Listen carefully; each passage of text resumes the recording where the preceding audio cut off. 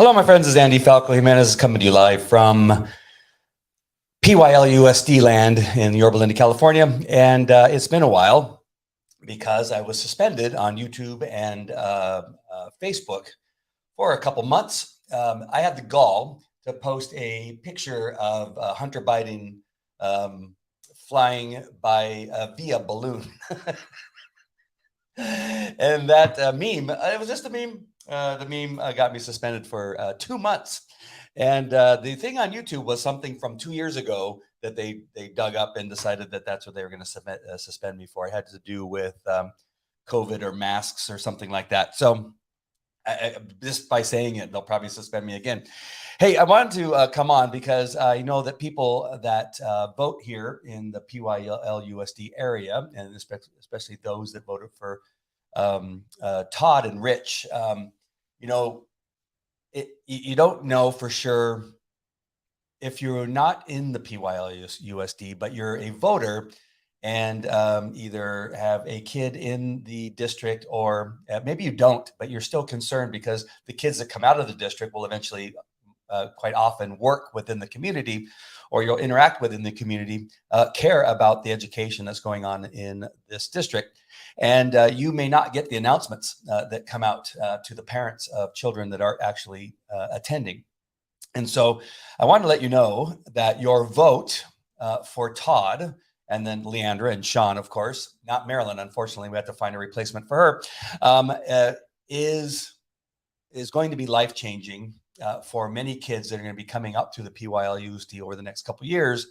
And we need to keep it that way.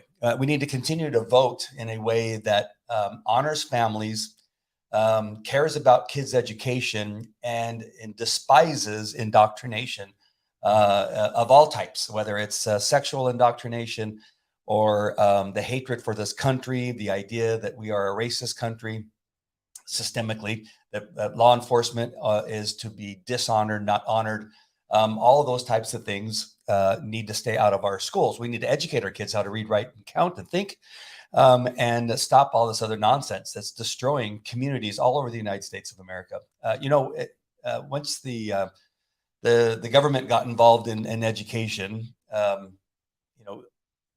several decades ago, if not 100 years ago, it has been a disaster. It wasn't long ago, I don't think, probably back in the 50s, that we were number one in the world in education, or at least near the top. Now, overall, the last number I heard is that we are 25th in the country. The United States of America and it's because of Democrats and liberals who have virtually taken education out of our schools. Now they do something called education on occasion. They do eventually do something, but you have so many children that are graduating below grade average or with the inability to read, write, or do math, and they push them through anyway.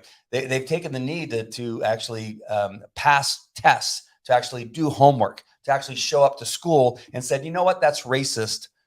To expect a Black child or a Hispanic child to actually do the work, to actually show up, to actually make a grade. That's racist.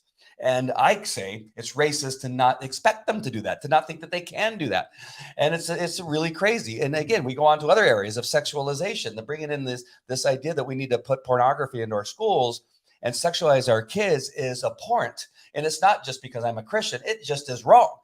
As a sex crimes detective of Anaheim, I shared at the last school board meeting that as a detective, in our case in Anaheim, there were 4 detectives. Each of us was getting somewhere in the neighborhood of 500 to 600 sexual assault, sexual battery, rape, child molestation cases a year.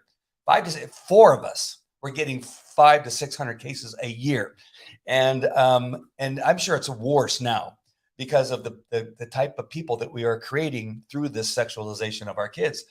And I shared with the audience that was there and the people that were watching that I can tell you a bunch of cases that just seem like, well, of course we would arrest that guy for doing this. But this is a guy that was known for being a child molester and a groomer of small children. And he was near a junior high, if I remember it correctly. And he had his car parked on the against the curb across the street from the school. And he was like trying to get kids. He was motioning them over through his window, say, "Hey, came over to my car." And the kids would pass by and go, "No." And then, this just kept happening. He kept trying, child after child. And a parent was observing this and called the police, and an officer went over there. And then they called me. I was a detective in my bureau. And they said, "Hey, we got this guy. He's waving his hand. This is his vehicle. This is his plate number." We run it. We find out that he is a 290 registrant. And they stop him. They ID him. And they hook him up because he is a 290 registrant. And he's now in jail for 30 days. In his vehicle was pornography. He was simply waving kids over to show them pornography in his car. The kids never got in his car.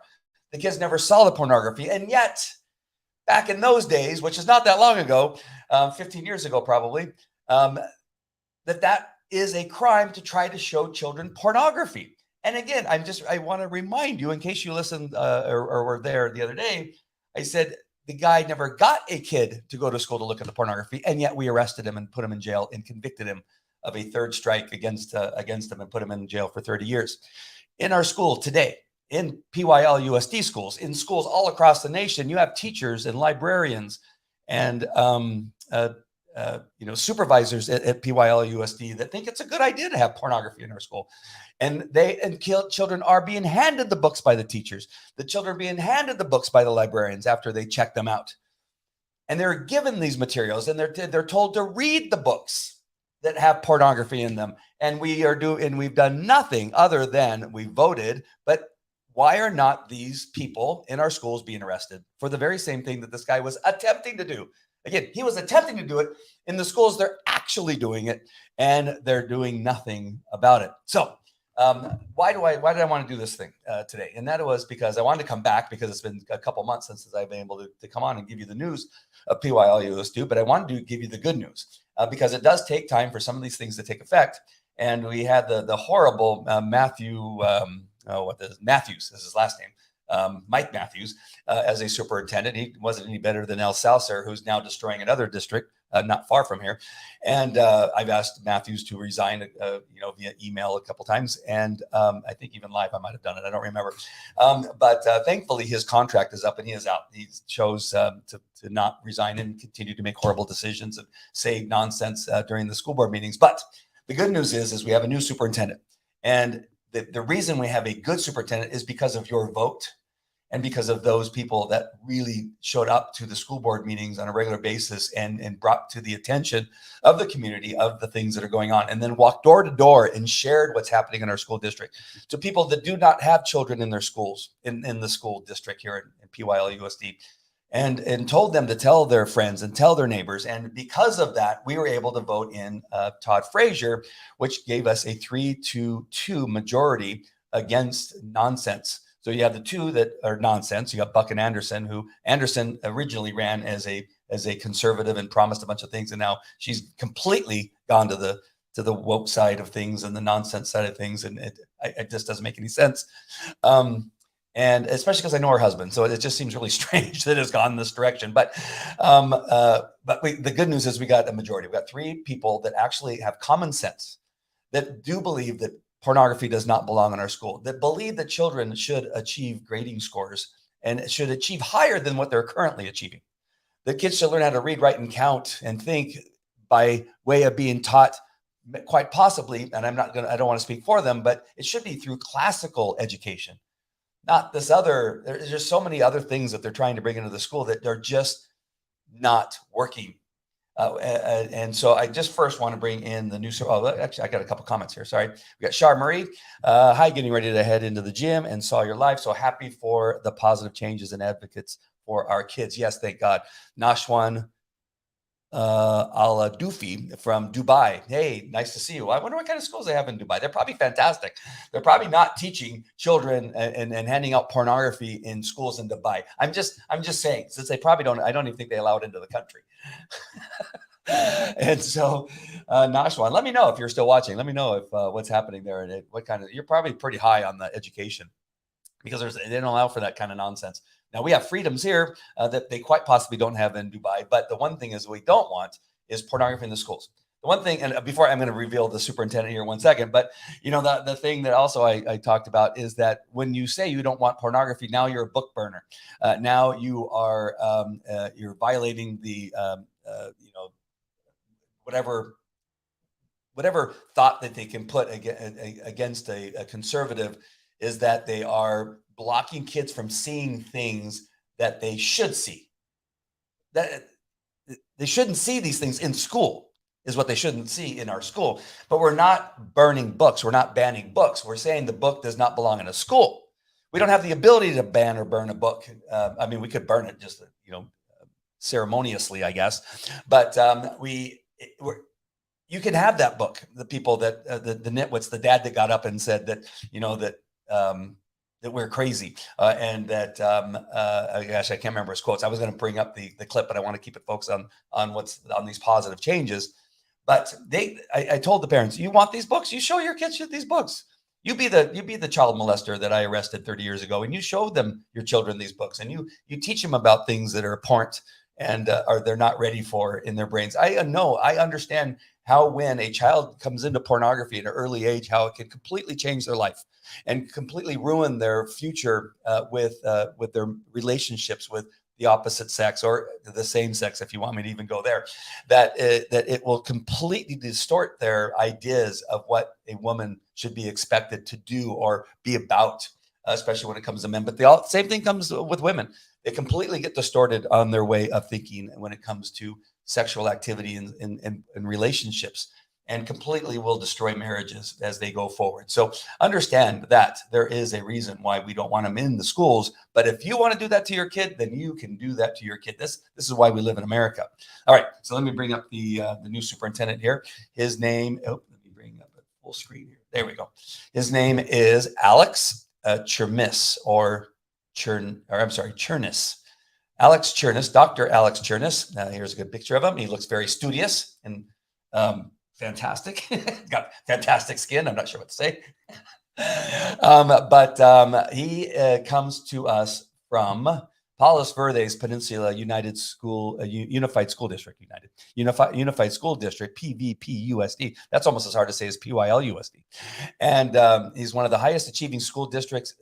That PVPUSD was and is one of the highest achieving school districts in the state. Dr. Chernis is an advocate for students above all else. When the pandemic hit, here's one of my favorite parts of the story. Dr. Chernis was the first superintendent in California to advocate for school reopening and become a leading voice for parents and students. Fantastic. Furthermore, when state and county policy did not align with the views of his school community, Dr. Chernis advocated fervently for school reopening and policy change. He wrote advocacy letters and position papers to the president and the governor, and he created a consortium of superintendents dedicated to reopening schools safely. He spoke on local media outlets and was published in the Los Angeles Times, New York Times, and local publications frequently. And I'm betting that when they published that, they probably didn't say very nice things. I believe I remember seeing some of those articles. But just that first little bit of his introduction tells you about probably all you need to know right now about Alex, and Dr. Alex, I probably should call him.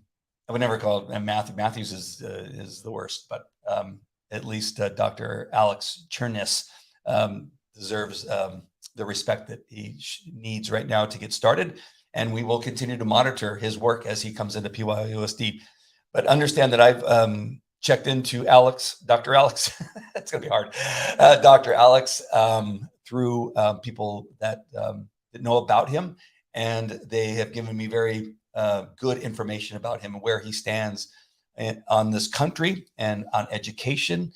And my hope is that he will come in and he will rid us of some of the superintendents, assistant superintendents that are in place currently. That it really does, that also needs to change.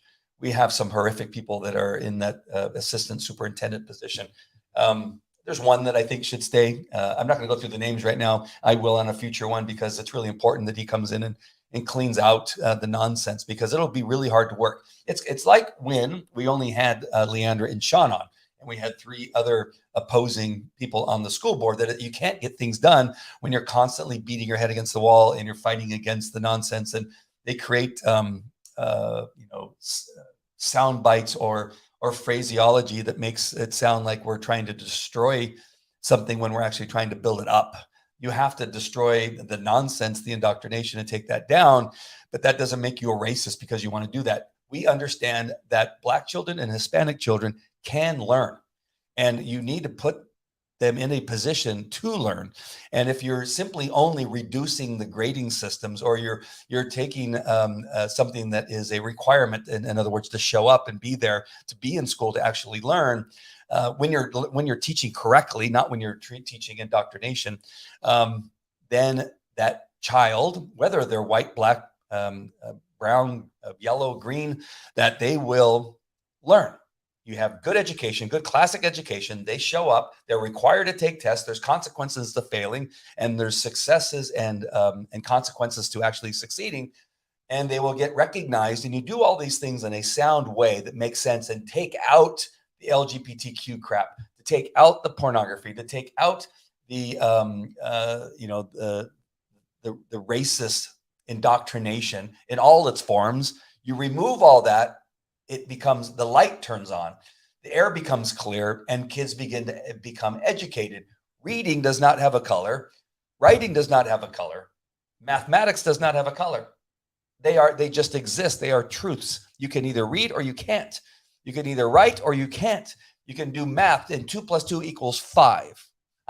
2 + 2 = 4. Right? So you see how quickly your brain goes, hey, wait, that's not right. Yes, it's right. So you can see how quickly that when you say things in a way that are very clear, it's very concrete, that 2 + 2 doesn't = 5. Everybody knows that. As soon as you say it, it causes a like, whoa, wait.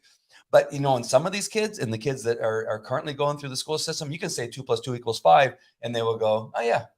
Or you'll, or you'll say, our country was based on only, colonialized royalty, and we had a dictator, by the name of George Washington. Oh yeah, I heard that. I heard that in U.S. history, and it's quite possibly they have.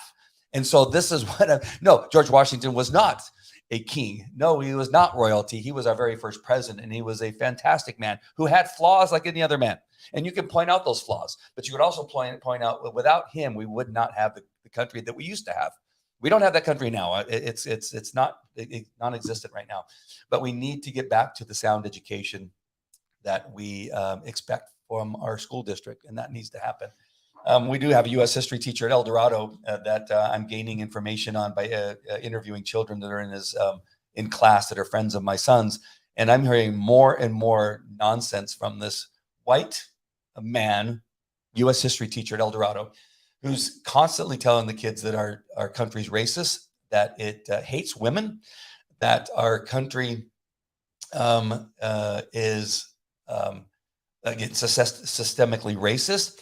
And they've even shared with me odd stories of a black child. I'm not going to say the sex or whatever, but how he will say things about this person, about how beautiful the hair is, and spends way inappropriate time talking about how wonderful that person is, which if they are, that's perfectly fine. But he does it in a way that he says, I'm sorry. And then he'll say that, how wonderful she is and how great her hair is, and how smart he or she is. And then he will say, I am sorry that I am white. I am sorry that I have done these things to you as a white man. And he does it in a classroom setting in front of everybody. This has been reported to me by more than one child. Oh yeah, I remember when he did that. Oh yeah, then he went on to say, and then they'll add more to the story, that this is what we're called. So again, we had this parent stand up after I spoke, I think it was like 5 or 6 times. And he says, CRT isn't even happening in our schools, that this continues to be a thing that is said because I said something about CRT. And he always he loves to come in and after I speak and say something out of complete stupidity and says that it's not happening. And we're sitting, all of us parents that are in there going, You have no idea what you're talking about. And if you're talking that somebody put a syllabus together or a outline that we're going to teach CRT, you already know that the teachers aren't so stupid that they're going to put together a curriculum that's going to go home to a parent where they can see that they're teaching CRT. CRT is being taught outside of the curriculums, outside of the outlines, outside of the accepted teachings that even the school board may see or approve or disapprove. That it is these other types of teachers that are going outside and are teaching in the dark or in the gray area. And they are doing it like this teacher does, that every day he will read from the syllabus or whatever it is that he has to teach from that day. And then he'll go on and add his own commentary of CRT or SEL or DEI, which are all the same thing. Just don't buy that they're different things. They're all the same. If they say, hey, we're in the process of putting together a SEL program, run. If they're saying we have a fantastic equity, a DEI program, run. It's nonsense. It's racist. It's all the things I'm telling you about right now. So we have I know of at least one teacher that's doing that. I have other teachers that I'm coming in with getting information about that are doing very similar things in other areas.